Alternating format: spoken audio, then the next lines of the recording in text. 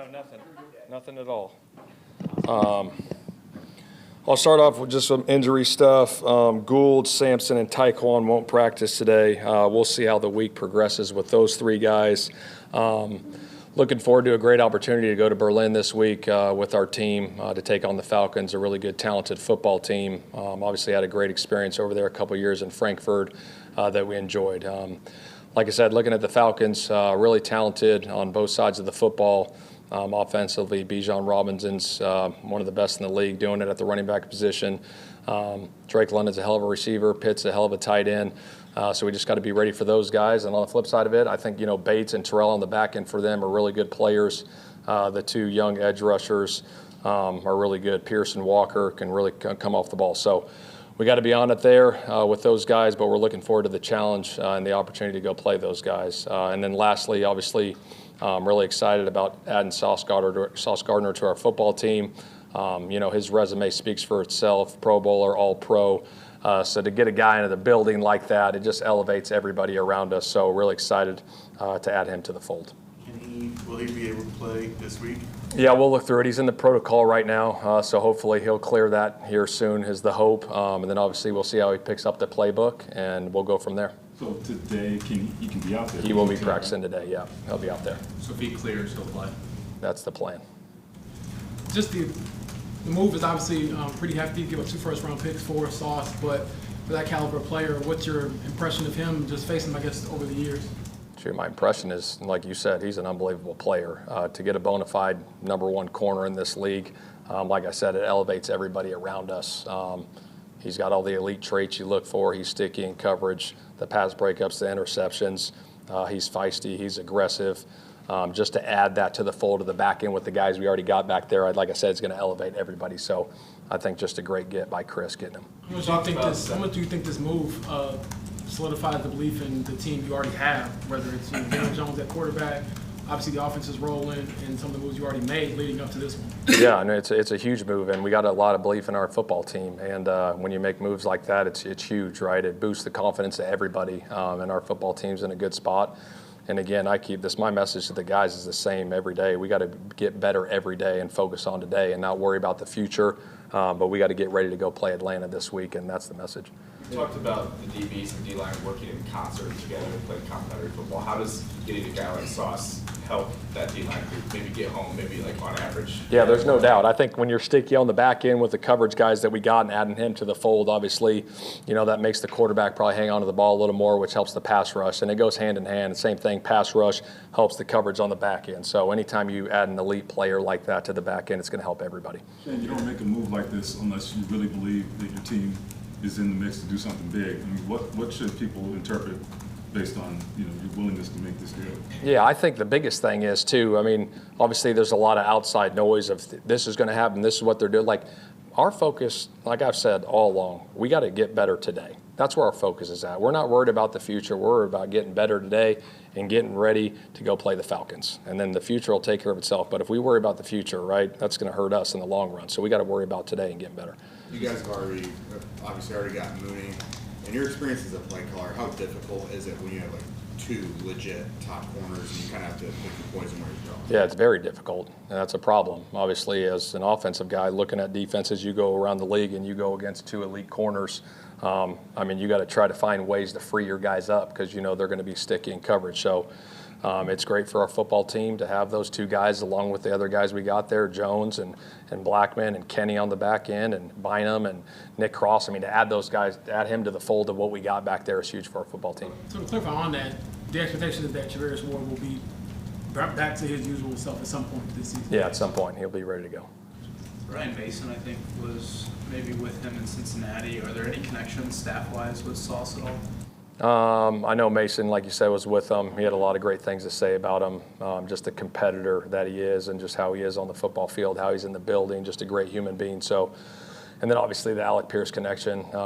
Good to get those guys back together. I saw them, hugging each other in the training room this morning. They were excited to see each other. So, like I said, just great to have a great player. The decision to move on from A.D. Mitchell, I don't know if you had a chance to talk to him, but just that whole side of it? Yeah, I did. We talked to him, before the trade happened, right before it happened, and obviously I got a lot of respect for AD. I think AD is a very talented player. This is, part of the business, and like I said, I wish him all the best. I hope he goes and has great success in New York. What was Lou's reaction? Fired up, excited. I think everyone's fired up. Anytime you can add an elite player to your football team, I think the energy level and the juice level adds excitement all around the building. We're only a few days into the week, but how have you seen guys respond since such an uncharacteristic loss on Sunday? Yeah, they've been great. I think even the team meeting after the loss, just going over the game review with the guys, the energy, they were still upbeat. Obviously, we got to control the controllables like we talked about, taking care of the football, those different things, but control what we control, have a great week of preparation, and go get ready for Atlanta. Is this something that you would say has been in the works for a couple weeks? Is it something that really transpired over a couple days? What can you tell us about just how this move came together? Yeah, Chris handles all that stuff, and so he obviously, you go through your process. He went through his process, and obviously got it done there. When you give Lou unique pieces, I mean, he's very creative, obviously. Just what do you think, what kind of possibilities, I guess, does it open up when you give him a piece like this? Yeah, that's a great question. I think, like you said, he's very creative in how he goes about game planning, specifically week in and week out. And so to add a player like that, this other stuff he can do and matchups that we can create, it'll be exciting to watch here over this week and going forward.